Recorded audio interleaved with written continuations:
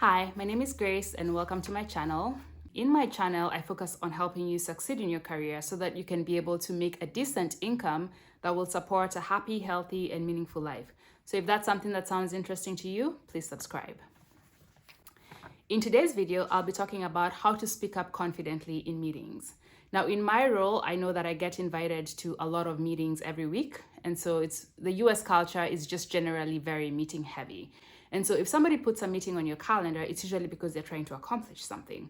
So it's important for you to speak up in meetings because one, you want to add value by helping your company or the person that set up the meeting accomplish what it is they want to accomplish. Two, you want to demonstrate your capabilities, so elevate your visibility so that people can be able to appreciate you for the expertise that you're bringing to the table. And then three, you also want to speak up in meetings for your own personal growth, because speaking up confidently and being able to just talk very confidently is not something that happens automatically. It's something that you need to practice, and so speaking up in meetings is a great way to do so. So I'll break up this video into three parts. I'll talk about what to do before the meeting, during the meeting, and then after the meeting. So before the meeting, you should prepare and practice. So prepare and practice. Now, preparing just involves gathering information about what you need for that meeting. So before you go into that meeting, it involves getting things like, what's the meeting objective? Like, why was the meeting set up? What are you trying to accomplish?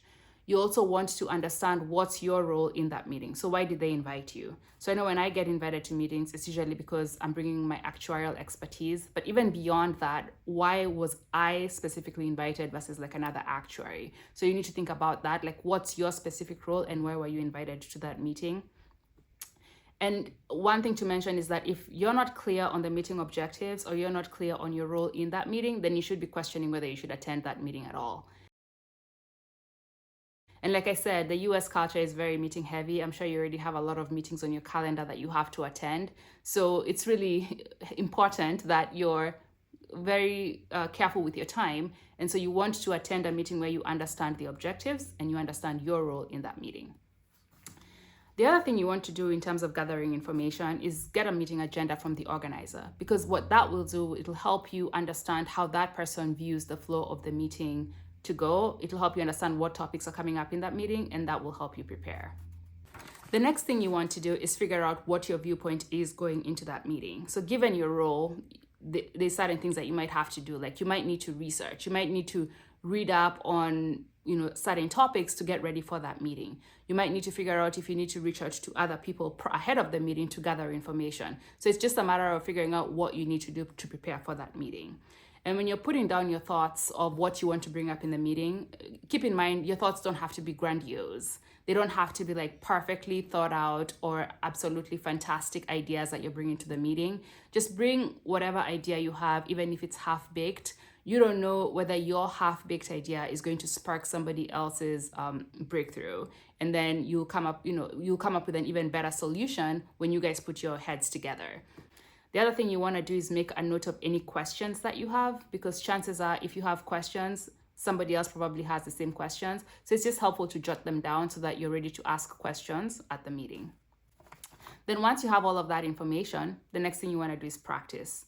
So if you're not somebody that talks very easily off the cuff, I know that some of the things that I used to do when I was trying to prepare for meetings was I would go in front of in front of a mirror and practice. So if I had certain thoughts, I would practice what I'm going to say. Even though it's not exactly what you're going to end up saying, it at least helps you start to put together in an articulate way the thoughts that you're trying to say. Other things you can do is, I know on Zoom you're able to record yourself. So you can easily record yourself on Zoom. And again, you say what you want to say and then just watch the video back and just see how you come off. You can learn a lot from that, and practicing just helps you say the words so that when you're in the actual meeting, it comes out a lot easier. So then now you've prepared and now you're actually in the meeting. These are some of the things that you should do to be able to speak up confidently. One, going into the meeting, you should have a tangible goal. So like, for example, for me, I used to tell myself, well, I need to speak up at least twice in this meeting. And the reason for doing that is you're not saying you want to speak up twice just for the sake of, for the sake of speaking up.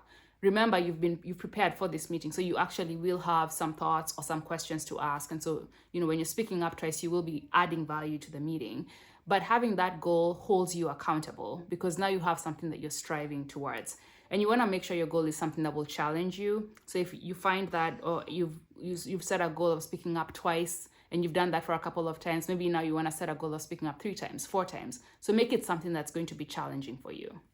The other thing you want to do is commit to speaking up early in meetings. Trust me, it's a lot easier to speak up early in meetings because remember, at that time, nobody has really spoken up yet. There's still a lot of ideas to be shared. There's still a lot to be said. And so it's very easy for you to speak up at that time. As meetings go on, you may find that something that you had wanted to say has already been said by somebody else. And so then it becomes harder to speak up. So commit to speak as early as you can in meetings.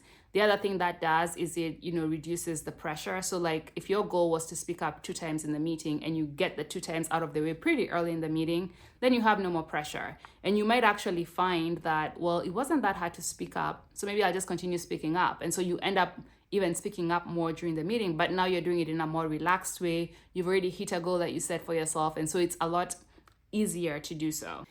The other thing you want to do is make sure that you're not prefacing your thoughts or your comments with like disclaimers or like negative words. So saying things like, I'm not 100% sure if this is right, but, and then giving your thought.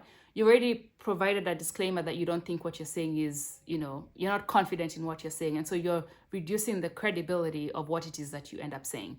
So even though you are not sure or, there's something, it's like you're almost trying to protect yourself by giving that disclaimer. Just scratch that part from your comments and just focus on saying what your thoughts are, because that really does show up more confidently and it'll be a lot more credible.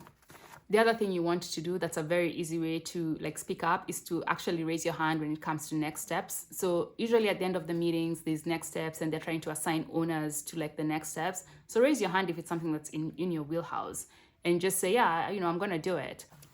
Okay, so now it's after the meeting and the meeting is done. So what should you do? Just 2 points that I want to raise. One, you don't want to overanalyze how the meeting went. So if there's things that you thought you could have done better or things that you thought you could have explained better, you want to reflect on it and, jot it down, like things that you can continue to work on, but don't overanalyze it. Don't spend too much time thinking about how you could have done things better and just beat yourself up, because that's not really helpful. So just make notes of anything that you thought you could have done better, and that can actually serve as a goal as you go into your next meeting. So for example, if maybe you felt like you didn't explain something well, so maybe in the next meeting, your goal is, well, I want to contribute 2 times. And in the 2 times that I contribute, I want to feel that I actually explained something well.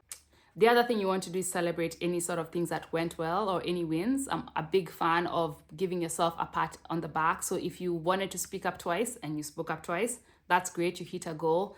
If you only spoke up once and your goal was to speak up twice, that's fine. You at least tried. Once is better than 0, right? And then going into the next meeting, again, set that stretch goal and then just try and accomplish it. At the end of the day, you just want to try and do your best, right? And then you'll find yourself growing as long as you continue to challenge yourself.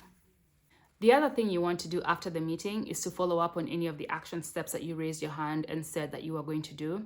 Remember that something remains on your plate until you either complete it and it's done, or you pass it on to somebody else and then it ends up on somebody else's plate. You never want to drop something from your plate if it doesn't have a place to go, if it's not complete.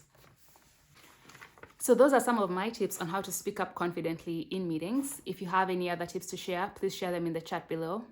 Thank you, and I will see you in my next video.